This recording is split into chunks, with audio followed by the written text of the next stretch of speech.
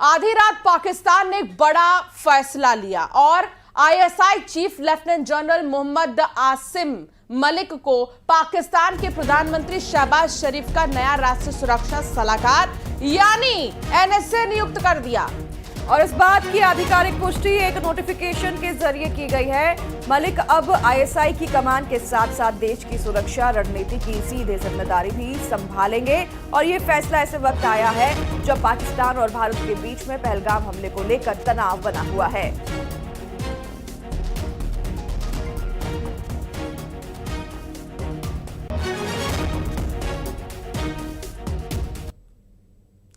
तो वहीं आजादी के बाद पहली बार देश में जातीय जनगणना होगी। मोदी सरकार ने केंद्रीय कैबिनेट बैठक में इस ऐतिहासिक फैसले को मंजूरी दे दी है। केंद्रीय मंत्री अश्विनी वैष्णव ने जानकारी दी कि जातीय जनगणना को मूल जनगणना के साथ ही कराया जाएगा। केंद्र सरकार ने कांग्रेस पर जातिगत जनगणना को लेकर लोगों को गुमराह करने का आरोप लगाया। अश्विनी वैष्णव ने कहा कि 1947 के बाद से जाति जनगणना नहीं हुई है। कांग्रेस ने जाति जनगणना की जगह जाति सर्वे कराया है।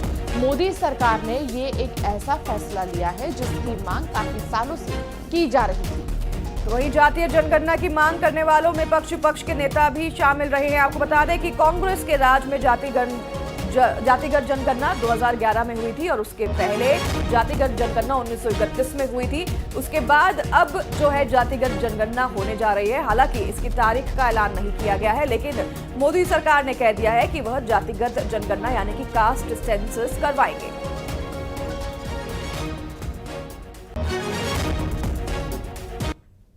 जनसंख्या सर्वे के साथ जातिगत जनगणना कराने के ऐलान के साथ ही सियासी घमासान मच गया है।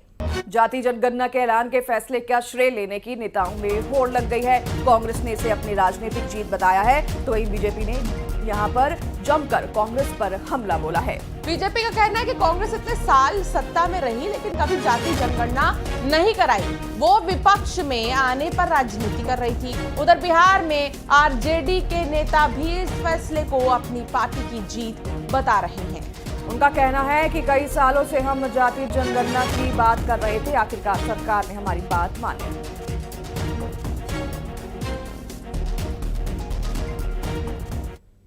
कांग्रेस की सरकारों ने आज तक जाति जनगणना का विरोध किया है। आजादी की बाद की सभी जनगणनाओं में जातियों की जनगणना नहीं की गई।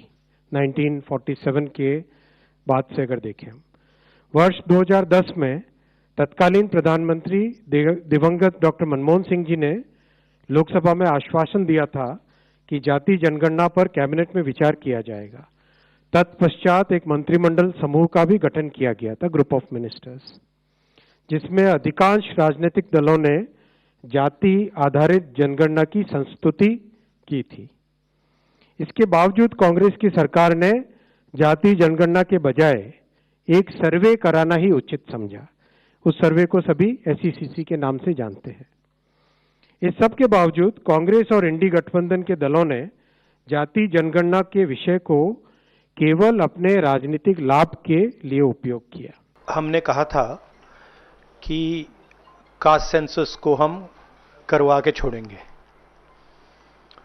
और हमने ये भी कहा था कि 50% की जो कैप है, जो आर्टिफिशियल दीवार लगा रखी है, उसको भी हम तोड़ के हटाएंगे। पता नहीं क्या हुआ, सडनली 11 साल बाद नरेंद्र मोदी जी कहते थे कि सिर्फ 4 जाते हैं। सडनली कास्ट सेंसस का अनाउंसमेंट किया।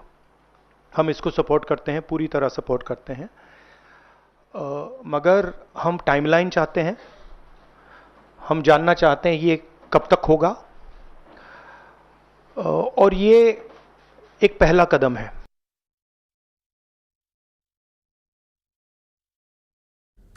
दमोह में सड़क हादसे में मौत के बाद लोगों का गुस्सा